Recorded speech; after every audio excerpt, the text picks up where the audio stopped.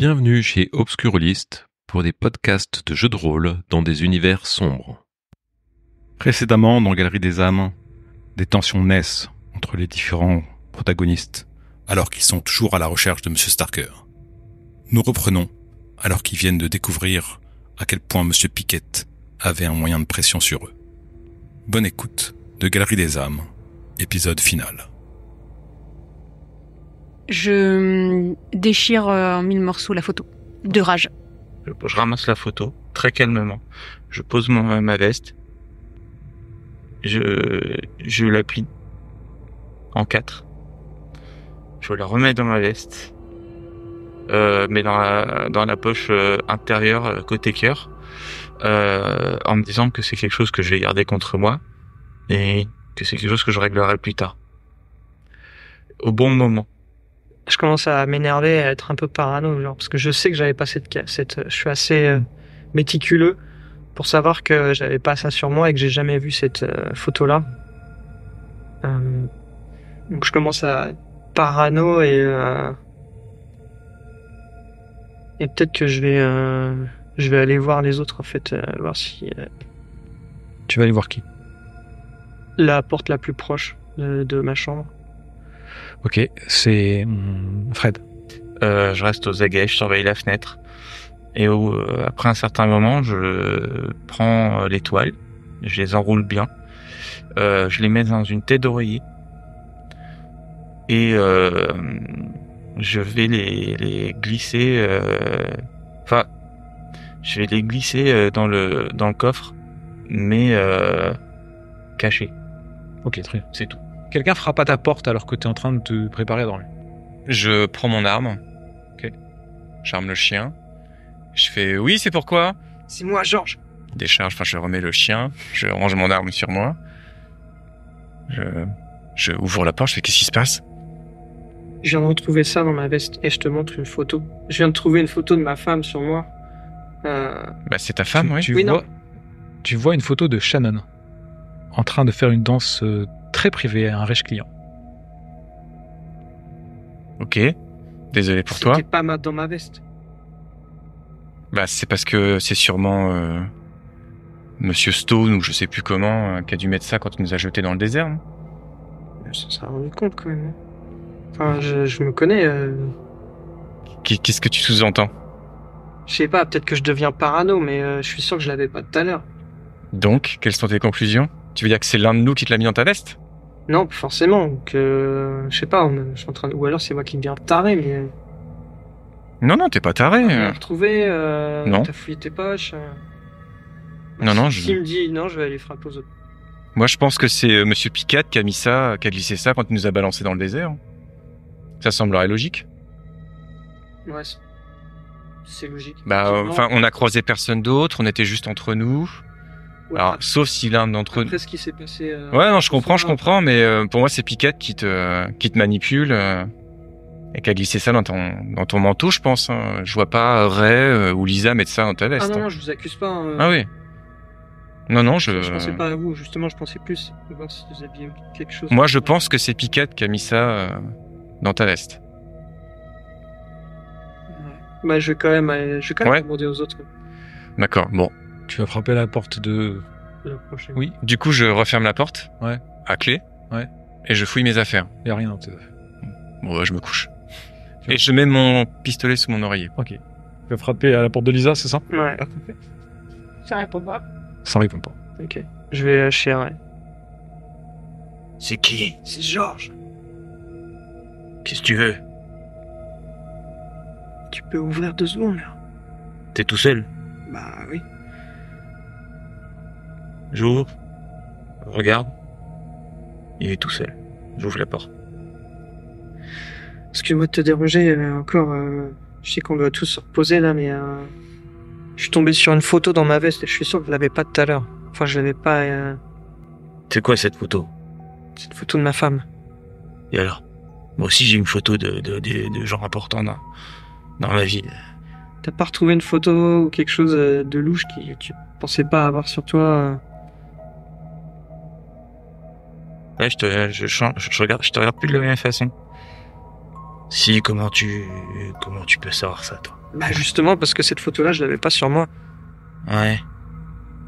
Comme par hasard, c'est une photo d'un de mes proches. Qu'est-ce qui est fait sur la photo, ta femme? C'est vraiment important, elle est en train de danser. Et elle danse pas, ta femme? Si. C'est pas la question, c'est que je l'avais pas, je connais pas cette photo. C'est pas moi qui l'ai prise en tout cas. Je sais pas. Pourquoi tu regardes? Toi aussi, t'as une photo? Ouais, mais j'ai une photo qui... C'est ma mère et elle est malaisante, la photo. La photo est malaisante pour moi aussi. Moi, j'ai aucune solution. Enfin, Fred m'a dit que c'est Piquette qui a dû glisser ça dans nos affaires quand il nous a mis ça dans le désert. Mais... C'était une de mes 2 hypothèses, ouais. L'autre, c'était que Fred l'ait mis dans nos affaires. Mais... On sait jamais. Il est doué de ses doigts, quand même, ce gars, donc... C'est pas faux. Mais à mon avis, avant qu'ils nous lâchent dans le désert, ils nous ont foutu ça pour nous foutre la pression, pour nous faire comprendre qu'ils tiennent à nos gens de cœur, tu vois. Ouais, c'est pas faux. C'est pour se faire comprendre que si on réussit pas la mission, ça va mal tourner pour eux aussi. Mais ça, c'est hors de question. Ah non, ça tu l'as dit. Mais je garde ta deuxième hypothèse aussi en tête. Faut regarder Fred à l'œil. Merci d'avoir réagi comme ça tout à l'heure.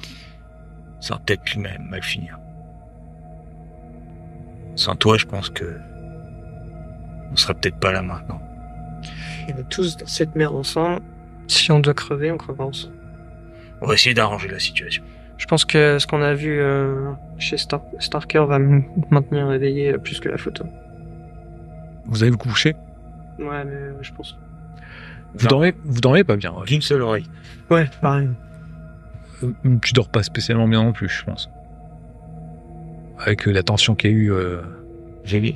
J'ai pris un peu plus qu'une gorgée de ma flasque avant de me coucher quand même. Vous vous réveillez le lendemain matin. Qu'est-ce que vous faites? Une douche, un petit déj, je pense qu'on en a tous besoin. Moi, je pense que je me réveille pas avant qu'on vienne toquer à ma porte avec le somnifère. Ok. que j'ai pris. Bah moi du coup je me douche et puis Ouais, petit déj Je me rafraîchis et puis je vais un peu frapper toquer chez tout le monde. Ok, tu bats le rappel quoi. Ouais. Ok. Donc on frappe à ta porte aussi. Mais en fait, je réponds pas, mais j'ai laissé la porte ouverte. Donc ça répond pas et tu Mhm. rentres et elle est en train de comater dans le lit en fait. Ok. Enfin, j'ouvre la porte. Je rentre pas direct, mais je fais Lisa, c'est genre je peux rentrer. Donc tu Réveille un peu. la réveilles, tu mets un peu d'eau sur le visage, tu essaies de la réveiller et tu reprends au bout d'un moment conscience en fait. Et ben je lui dis, je me dépêche. Moi aussi, en 5 minutes, je prends une douche, même si je remets les mêmes vêtements, etc. Mais je prends une douche. Qu'est-ce que vous faites alors? Vous réunissez quelque part, je suppose? Oui, on peut retourner dans la chambre de Georges. De toute façon, le plan il est clair. Il faut aller voir le détective Ouais, c'est ça. et voir ce qu'il a pu trouver comme photos, qui nous les montre, ainsi que les noms. Du coup, ta théorie était fausse alors. La créature, elle est pas. Tant mieux. Ouais. À la limite, tant mieux, je crois. Bon, on y va chez tout ce mec où on l'appelle Non, on y va. Oui, allez directement. Attendez. Je pose sur la table une photo. Il y a un jeune et un plus vieux. Et le plus vieux est entouré avec un point d'interrogation à côté. J'avais trouvé ça dans le bureau de l'appartement hier soir quand on s'est enfui précipitamment. Les choses se sont emballées et du coup j'ai oublié qu'elle était dans ma poche. C'est tout petit, c'est tout fin. Mais à mon avis, c'est un de ces deux gars-là, Starker. Ça nous dit rien. Ni l'un ni l'autre. Mais disons qu'on a deux images deux photos d'hommes. Si jamais on trouve un des deux, c'est que ça doit être un truc. Ou si on demande au détective de nous dire qui est. Qu'est-ce qu'on voit sur la photo? Un jeune homme elle est en noir et blanc et un autre plus vieux avec un cercle autour de l'homme plus vieux avec un point d'interrogation. Je sais pas, c'est une soirée, ils font quelque chose, c'est un non, dîner. ils sont en train de discuter dans la rue. D'accord. Donc c'est peut-être une des fameuses photos qu'a pu donner le détective. Peut-être. Vous trouvez l'adresse du détective dans un annuaire. Vous allez dans l'un des quartiers les plus sordides de la ville. Le bureau et domicile de Roger Moran se trouve au 3e étage d'un immeuble miteux. Vous montez cet immeuble, tous, je suppose. Sur la porte verrouillée est écrit « Roger Moran, détective privé ». Personne répond quand vous frappez. J'avais pas l'intention de se frapper. Moi, j'ouvre la porte direct. C'est fermé. Ok, je m'attelle à crocheter la porte. Vous entendez du bruit Je me relève. sur le palier. Une porte s'entrebâille. Oui, c'est qui? Qu'est-ce que vous faites? Monsieur Moran n'est pas là. Est-ce que vous savez où est-ce qu'il est, madame? On est censé le rencontrer, on a une affaire avec lui. Ben, il est pas là, il est 9h du matin, il doit être au bar. Puis qu'il s'est remis à boire, c'est un déchet. Vous pouvez nous donner le nom du bar? Il est juste en bas de la rue À mon avis, il a pas dû aller bien loin, oui, en effet. Très bien. Merci, madame. Bonne journée. Elle referme. Une fois qu'elle a refermé la porte, je recrochette. Heureusement qu'il y a toujours des vieilles biques pour espionner les autres. Vous rentrez dans l'appartement de Roger Moran, qui est sale et délabré. Il y a quelques dossiers d'archives qui comprennent pas grand-chose. Il y a le lavabo de la salle de bain qui contient plusieurs lames de rasoir trempées de sang. Rien de spécial, sinon.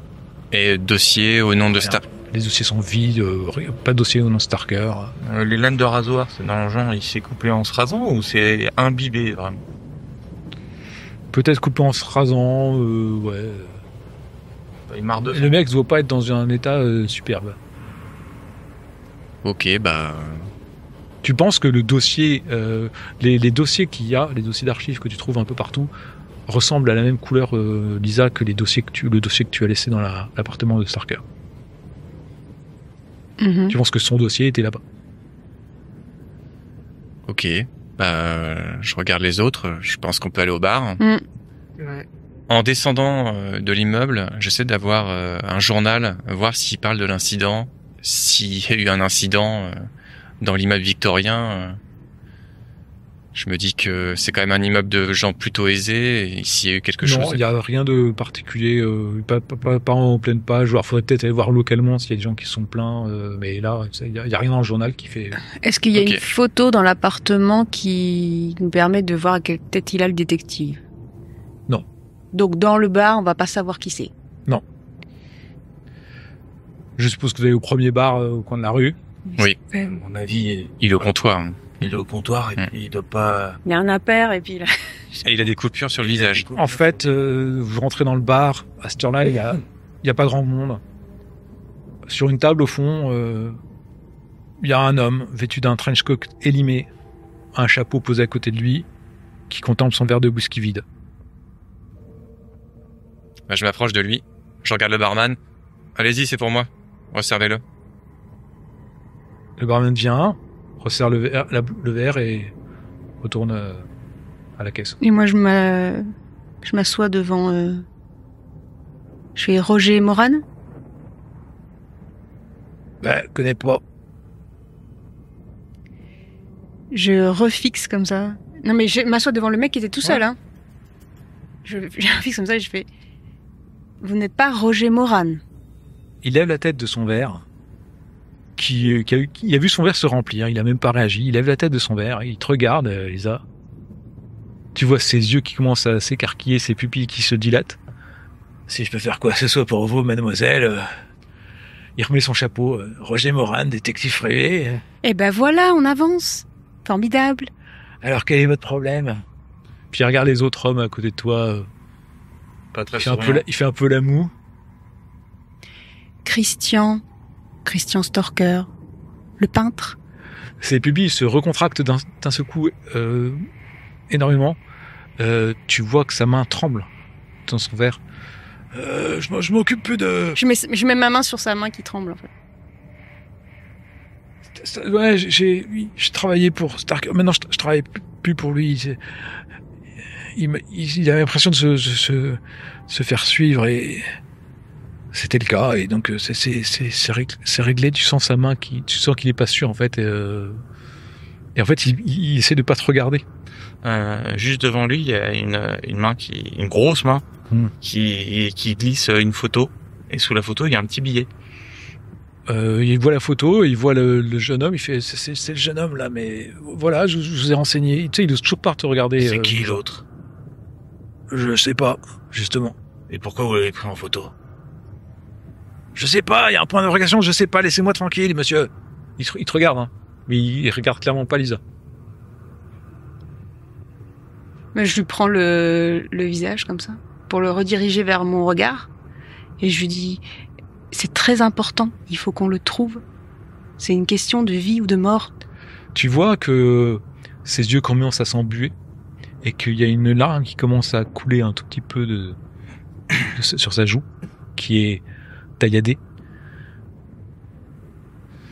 Il y a un homme qui a fait suivre Starker, c'est Monsieur Howard. Et je me mêlerai plus jamais des affaires de Monsieur Howard. Vous savez où est-ce qu'on peut le trouver? Dites-nous tout. On vous embêtera plus après. Et il commence à fondre en fait devant ta voix, devant ta main toute douce qui tient son visage. C'est Monsieur Howard, c'est un vétéran de la Seconde Guerre mondiale. Il vient d'une famille riche et mignon. C'est un collectionneur d'art. Il a envoyé des hommes pour surveiller Starker et garder sur surveillance. Les gens qui s'occupent de ces affaires disparaissent. Je veux pas disparaître, pas encore. Et voilà, il s'intéresse à l'art, il s'intéresse à Starker. C'est tout ce que je sais. Je veux pas avoir affaire à lui. Vous devriez pas, mademoiselle. Il habite sur Beverly Hills dans un manoir bien gardé. Mais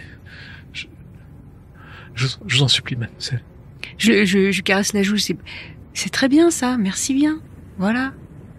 C'est tout ce que je voulais. Il sanglote lourdement. Il prend son verre. Et il baisse les yeux et il boit tranquillement son verre tout en sanglotant. Du coup, je regarde en arrière pour voir si les autres étaient là ou... Ils sont là, il y a la main de... Tu as peut-être enlevé ta main. Ah, je l'ai enlevé, ma main. Il y a la photo qui est là, ils sont tous les trois à côté de toi. Tu te retournes vers eux, ils te regardent. Ouais, je me lève. Je dis, bah voilà. On a une piste. On y va.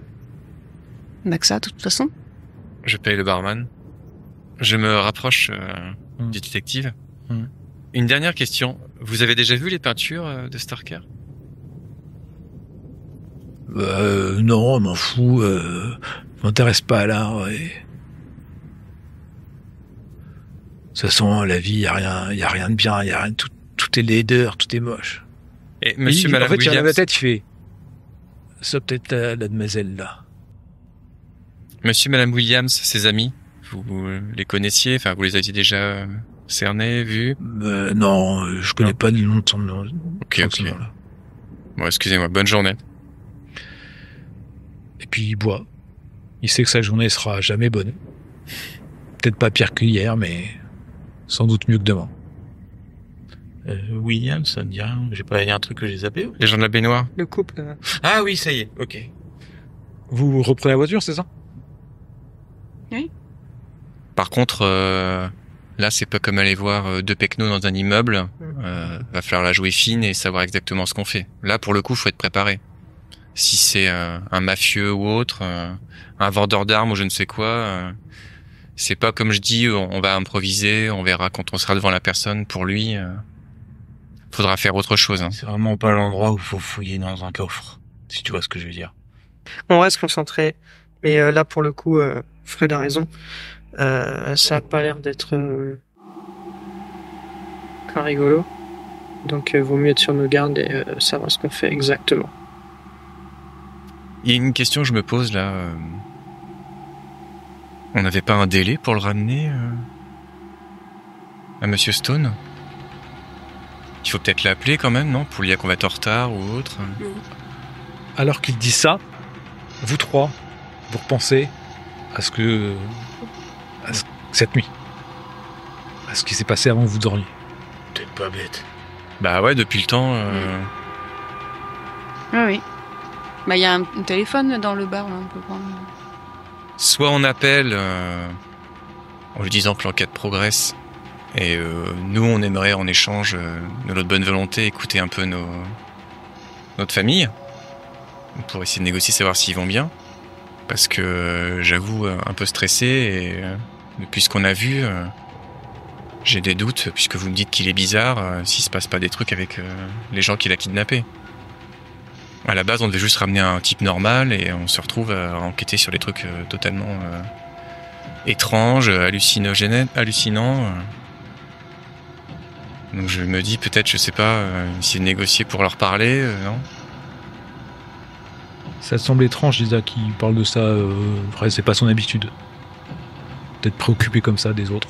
C'est bien, pour une fois que tu te soucies un peu de ce qui arrive à ta fille. C'est bien. Ma fille, elle est importante pour moi, je l'ai jamais cachée. Il me fallait venir la voir un peu plus souvent, ça aurait été... Je la gâte assez souvent comme ça. Oui, mais les cadeaux, c'est pas toi. Enfin bon, bref. Il faut qu'on avance. Et je sais pas, peut-être qu'il se pose des questions. Finalement, on l'a jamais contacté depuis au moins 2 jours, c'est ça ? Une journée ? Bon, t'as fait une journée. On est parti la veille à 8h. On devrait peut-être le tenir au courant, non ? Même pour le rassurer lui, pour éviter qu'il fasse une bêtise, parce qu'il se dit que peut-être on s'est barré. Je sais pas, j'ai cru comprendre que tu savais t'y prendre avec les hommes, Lisa. Tu pourrais peut-être l'appeler, du coup. Ouais, je sais m'y prendre avec les hommes, ça a marché avec toi, visiblement. Et avec le détective alcoolique, donc tu peux bien le faire avec Monsieur Stone. Mais je vais le faire, si t'as pas les couilles pour le faire, je le ferai, hein, Fred. Et j'appelle. Tu tombes sur Monsieur Piquette. C'est Lisa. Ah, Lisa. Tu as eu ma photo, Lisa ? Oui, je l'ai eu, oui. Ça avance ? Vous n'êtes pas là ? Oui, ça avance, justement, c'était pour vous dire que... Ne faites rien que vous pourriez regretter à nos proches. On avance. Regrettez-moi. J'ai rien regretté, moi. Oui. Bon. Voilà. C'était juste pour vous dire qu'on avançait. Et que... Bah, ici aussi, ça avance. Ça avance. Comment ça, ici aussi, ça avance ? Elle apprend bien. Comment... Clac. Je retourne à la voiture et j'ai dit, bon, on y va, c'est quoi le plan ? Parce que... Ah, attends, qu'est-ce qu'il a dit ? Ça a été ? T'as des Non, nouvelles non, ça n'a pas été, non. Non, il a donné des menaces... il a fait des menaces sur Johan. T'as pas pu lui parler, du coup ? Si, j'ai pu lui parler. À Johan ? Non, je lui ai dit qu'on avançait, il m'a dit, ici aussi ça avance bien, et j'ai dit, qu'est-ce que vous voulez dire ? Il me dit... Elle apprend bien. Oui, parce que je t'ai pas dit, Fred. Moi aussi, j'ai trouvé une photo. Et j'ai trouvé une photo de notre fille de 3 ans, grimée en femme, avec du rouge à lèvres, et avec Monsieur Piquette juste à côté. Et il y avait marqué « Comme maman ». Là, je suis un peu sous le choc, là. Je pense que je rentre dans un certain mutisme. Là, je me dis... ça part mal, et j'ai peur, parce que je sens que là, le gars qu'on va aller voir, c'est au-dessus de ce que j'ai pu rencontrer moi-même dans ma vie. Tu t'enfermes dans un mutisme silencieux pendant la fin du trajet. Dites-vous que il l'a menacée, oui, mais s'il la menace, ça veut dire elle va bien pour l'instant. Je veux pas qu'il lui fasse du mal. C'est justement, pour l'instant, c'est toujours possible de la sauver. Hein, Fred ? Ouais. Madame Bennett. Oui, il faut qu'on avance, on n'a que ça. Moi aussi, je pense à ma mère, mais faut qu'on garde la tête froide, un jour. Oui, surtout, faut pas qu'on craque maintenant, là. Faut qu'on arrive à aller au bout de cette histoire. Et qu'on récupère nos proches. Du coup, moi, je comprends pas, je fouille mes affaires. Dans mon chapeau, dans mes vêtements, parce que tout le monde a une photo sauf moi, donc Tu trouves rien. Ok. La route vers les plus beaux quartiers de Beverly Hills est tel un serpent qui sinue sous les néons de Los Angeles. Dans une atmosphère humide, la pluie continue à mouiller l'asphalte des illusions de Sunset Boulevard. Les propriétés sont luxueuses, grandes, cernées de hauts murs et arborées. Le haut portail en fer forgé ouvragé est gardé par 2 hommes de main armés de fusils. Et un mur saint, la propriété. Je suppose que Ray, tu vas te garer un peu plus loin. Je vais pas me garer devant la porte. Vous dirigez Ouais, on s'approche. Vous êtes devant les gardes qui parlent. Bonjour. Ouais. On aimerait rencontrer Monsieur Howard. Monsieur Howard ne reçoit personne. Dites-lui que on a une affaire avec Monsieur Starker. Il nous laissera rentrer. J'ai pour ordre de ne faire rentrer personne. Dites-lui. Il rentre dans la propriété. Il y a un autre garde qui est là, D'accord. qui vous regarde. Bon, on attend. Le garde revient. Monsieur Howard n'est pas là. Vous savez où est-ce qu'on peut le joindre? Pas du tout. On a peut-être quelque chose qui pourrait l'intéresser. En rapport avec Monsieur Starker. Bah laissez-le nous. Non.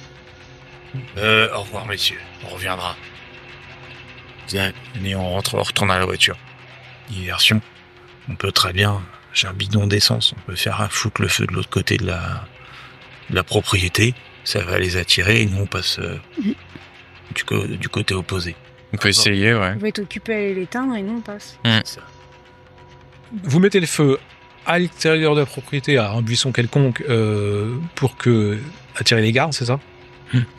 Donc il y a quelques hommes qui vont voir ce qui se passe. Et vous en apercevez 4-5 qui passent en fait, et il y en a un qui reste devant l'entrée avec son fusil. Bon, Tu prends ton pied de biche, tu fais un grappin, Ouais. vous utilisez la corde, vous rentrez. Ok. Vous pénétrez à l'intérieur de ce beau manoir. Vous traversez plusieurs pièces d'un manoir très richement meublé. C'est un collectionneur d'art. Vous voyez différentes pièces, notamment des photos d'Howard en compagnie de Ava Gardner, d'Humphrey Bogart. Vous voyez une galerie de peinture, une autre d'antiquités, plutôt des antiquités romaines avec des glaives, des armures romaines. Vous voyez rapidement, vous fouillez les pièces rapidement. Vous arrivez à l'étage, il y a une bibliothèque avec énormément d'ouvrages, mais surtout une gigantesque porte en fer un peu entrouverte.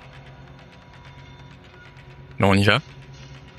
Dans le manoir, c'est toutes les fenêtres sont ouvertes ou quoi que ce soit. Oui, ou oui. C'est plutôt sombre. Tout est ouvert.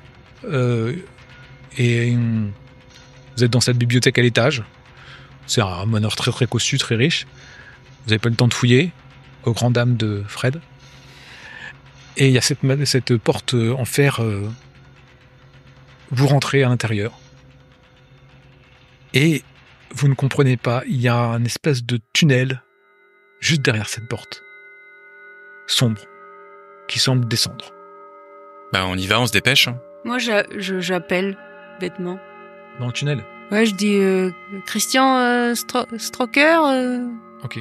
Moi, je descends. J'attends pas, je descends. On descend aussi.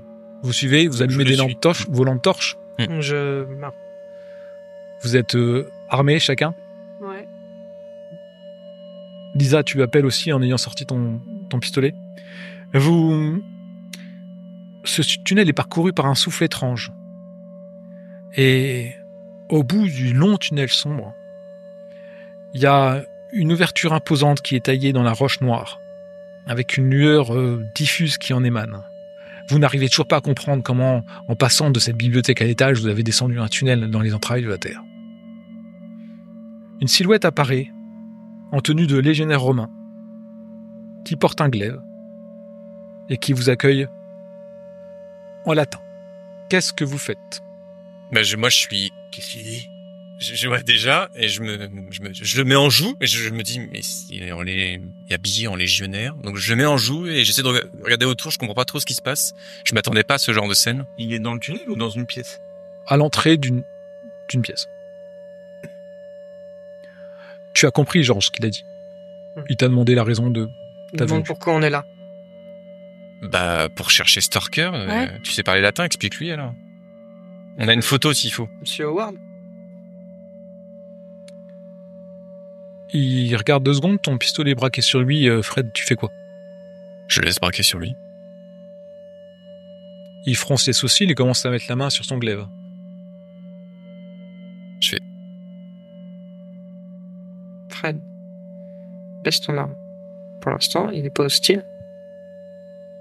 bon, je baisse mon arme, même si je comprends pas trop ce qu'on fait avec un glaive. Il te demande de répéter en latin. Vous êtes Monsieur Howard? Il te répond « Veuillez entrer », toujours en latin. Mais faites attention. Et il regarde Fred. Derrière lui il y a une ouverture. Alors, je dans la paroi. Je lui traduis parce que je suppose qu'il l'a pas compris. Ah oui. On peut entrer, mais en gros, pas être agressif. Ok. Vous franchissez cette ouverture. Vous vous retrouvez dans ce qui semble être une vaste cathédrale souterraine. Vous jaugez à 150 mètres. Il y a des murs de basalte noir. Le plafond se perd dans les ténèbres et sous vos pieds crissent des grains d'un sable noir volcanique. Des milliers de cierges noirs éclairent les lieux, alors que des gémissements de douleur résonnent depuis en haut.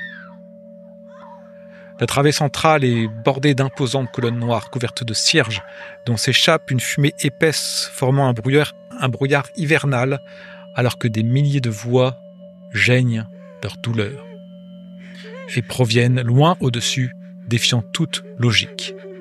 Vous perdez instabilité. Alors que vous avancez dans cette cathédrale, vous apercevez une immense fresque qui est dessinée sur un mur de pierre noire qui semble se mouvoir devant vous. Elle est à quelques mètres. À gauche et à droite, des passages la jouxtent pour aller derrière. Et cette fresque se meut devant vous. Elle semble en pierre. Moi, je les laisse avancer un tout petit peu plus que moi, parce que je préfère avoir une vue générale en regardant beaucoup dans toutes les directions. Et tout ce qui est un peu mystique comme ça me parle pas. Je préfère être terre à terre et regarder autour. Qu'est-ce que vous faites, les autres ? Bah, je suis un peu perdu, je regarde mes comparses et je sais pas, je lève les épaules, je fais le tour, je regarde derrière, je comprends pas ce qu'on cherche et où on est en fait. Elle représente quoi, la fresque ? Tu veux t'intéresser à la fresque ? Bah oui, je me rapproche. Je regarde un peu autour et je regarde aussi du côté d'Arrêt, voir comment il est. J'ai dit que je restais en arrière, Ouais. mais je suis quand même proche de vous. Je suis pas resté très loin. C'est juste pour garder une vue d'ensemble. Et j'essaie de comprendre aussi un petit peu où on est, ce que je comprends pas en fait. Une espèce de cathédrale souterraine de basalte noir. Concrètement, Starker, il est pas là. Faut le trouver. Fred va derrière. Il y a Cla qui peut être. Bah, j'y vais. Oui, j'y vais. Bah, Tu fais quoi, Georges ? je te suis. Vas-y, j'ai envie de Je toi. pense qu'il faut, de toute façon, faut pas se séparer, donc j'essaie de. Ok, alors à ce moment-là, On est tous ensemble. Quoi. Lisa, tu contemples cette fresque. On y distingue des corps, des torrents sombres, où ruisselle du sang, des ruines d'étranges temples. Il y a des gémissements qui proviennent d'en haut qui sont de plus en plus extatiques. Tu contemples ces motifs étranges, hypnotiques, et tu ressens soudain le besoin de t'ouvrir les veines pour offrir ton sang à cet endroit damné. Mais tu sais que ces pensées ne sont pas les tiennes. Et, pour l'instant, tu résistes à la tentation. Je me tiens un poignet et je cours maladroitement vers Fred et je dis un peu bêtement, parce que je dis sans doute, mais c'est dangereux ici, c'est dangereux, n'écoutez pas les voix dans vos têtes. Voilà. Effectivement, je comprends pas ce qu'elle dit. Moi, je vais de l'avant et je... Pour l'instant, j'entends pas de voix, donc. Ok. Georges ? J'entends ce qu'elle dit. Je suis ok. Même si je les entends pas, je pense que faut faire attention et. Vous passez le côté. J'encourage du coup les autres. Vous passez le côté de la fresque et vous arrivez derrière. Derrière se tient. Vous avez la fin de la cathédrale. Il y a un homme qui se tient près d'un autel. Il porte une toge noire, son visage est peint avec de la suie et du sang, sa tête est couronnée d'un antique laurier tressé d'or. Il ressemble à un ancien empereur ou à un prêtre dérangé. Il tient dans ses mains une lame ancestrale. Devant lui, sur l'autel, est étendu un homme, nu, attaché, pâle. Son corps est couvert de coupures qui le vident petit à petit de son sang. L'autel est entouré de symboles magiques intriqués, tracés au sang. des cierges noirs brûlent, disposés en cercle concentrique autour de l'autel. Des flammes dégagent une étrange lumière bleue et la puanteur de la chair brûlée. L'homme chante, le prêtre ou l'empereur chante alors que vous approchez de l'autel et une ombre commence à prendre forme à l'intérieur du cercle. Et l'air se remplit d'une douce odeur d'encens alors que des gouttes de sang pleuvent peu à peu sur vous et qu'une puanteur terrible au relent d'égout semble venir du mur de gauche. Oui, Est-ce qu'on voit le visage de l'homme sur l'autel? il semble que ce serait Christian Starker. Je panique parce qu'effectivement l'odeur me rappelle la créature qu'on a vue, l'espèce d'entité, je sais pas ce que c'était. Je comprends pas comment ça se fait qu'il puisse pleuvoir, donc je commence à me toucher le visage puisque je commence à être souillé par le sang qui tombe. Mais je vois mon but et je me dis qu'il faut empêcher que Howard, puisque je suppose que c'est Howard, tue Starker. Et donc j'aimerais, dans la mesure du possible, de crier, l'appeler, sortir mon arme et lui dire le tuez pas, le tuez pas. J'essaie de garder mon calme tant que je peux et oui, je vois aussi que faut empêcher, faut à tout prix garder le mec qui est sur la table en vie. Et j'essaye de voir comment le meilleur moyen pour essayer d'empêcher ça, quoi. Il y a toute cette pluie rouge qui nous tombe dessus, sombre. C'est écrit sur ma gauche, donc instinctivement, écœuré, je me décale vers la droite pour m'écarter le plus possible de ce mur, tout en étant dérangé par la scène que je vois. J'ai même pas encore la présence d'esprit de lever mon arme. Je l'ai toujours en main, mais je réagis pas encore et je sais pas encore ce que je dois faire. Pourtant, je sais que Howard, il va faire si c'est bien Howard, s'il va faire quelque chose à Starker, mais je sais pas ce que je dois faire là. Ok. Je suis bloqué. Lisa? Moi, je reste bloqué sur Stalker. J'essaye de voir s'il respire ou pas, s'il est attaché ou pas. Mon objectif, ça serait l'objectif fou, ça serait de l'enlever, en fait. En fait, il est attaché, il respire parce qu'en fait, le sang s'écoule lentement de ses plaies. J'envisage, je cherche un moyen de le délivrer, Stalker. En fait, j'observe la scène. Détruisez le cercle de bougies ou empêchez-le de chanter. Faites tout ce que vous pouvez, mais faut arrêter ça. Tu te jettes sur les bougies. Qu'est-ce que vous faites? Moi j'ai l'arme de sortie, je tire. En plus il valide sur Howard, enfin le mec est debout, Okay. le prêtre. Prêt? J'avais exactement le même objectif. Il a dit qu'il arrête de chanter. La seule façon que je vois d'où je suis, c'est de le descendre. Ok. Et toi, Lisa? Je pense qu'ils ont dégainé et tiré avant moi. Du coup, je l'aide à détruire les bougies, en fait. D'accord. Le cercle de bougies. Ok. Donc vous tirez tous les deux. Pendant ce temps-là, Lisa et Georges se précipitent sur les bougies pour essayer de les éteindre. L'homme qui était debout se prend les 2 balles pleine poitrine. Il tombe. Il est pris de violents spasmes à même le sol. Et d'un seul coup, vous entendez des os qui craquent. Vous le voyez prendre des formes étranges. Et son sang s'évacue de ses plaies et commence à couler vers le haut. La brume se dissipe. Christian Stalker est toujours attaché à l'autel et vous entendez le bruit de la succion et des crissements qui se rapprochent à votre gauche. Qu'est-ce que vous faites? Moi, je me rue sur Stalker pour le libérer. Oui. J'allais crier choper Stalker et on se casse. Faut sortir. Vous vous ruez tous sur Stalker. Oui. Vous arrachez les chaînes. Vous le prenez avec vous et vous partez encore par la voie par laquelle vous êtes entré. Et vous courez loin de cet endroit dément.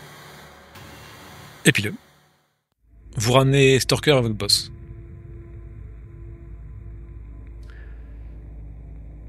Il vous laissera donc en vie. Seulement, il n'a pas l'intention de se passer de vous. Vous êtes utile. Donc vous avez le droit de retrouver vos proches sans aucun problème. Vous avez juste interdiction de quitter Vegas. Moi, je peux pas. Pas après tout ce qu'on a vécu, tout ce que j'ai pu voir, tout ce que j'ai peut-être cru comprendre. Je peux pas rester près de Stone. C'est pas possible. Moi, je vais discuter avec Lisa. Avec tous les bijoux, je peux les revendre à un prêteur sur gage ou autre. J'ai des contacts pour ça et je veux m'en aller avec... si elle veut venir, mais je veux prendre notre fille et partir. L'argent que j'avais pu prendre, je le donne à ma femme. Je lui demande de prendre nos 2 fils et de quitter Vegas. De toute façon, je sais que je suis condamné et que... D'accord. Je peux rester là, c'est pas grave. Ray. Moi, un peu comme Georges, je donne toutes mes économies possibles à ma mère. Je lui explique que c'est pas Las Vegas, c'est pas une ville où il fait bon vivre. On revend la maison. Je lui donne tout l'argent pour qu'elle puisse acheter une autre maison, peut-être au bord de la mer ou quelque chose, au calme, loin d'une grande ville. Je lui dis que je la rejoindrai plus tard peut-être. Et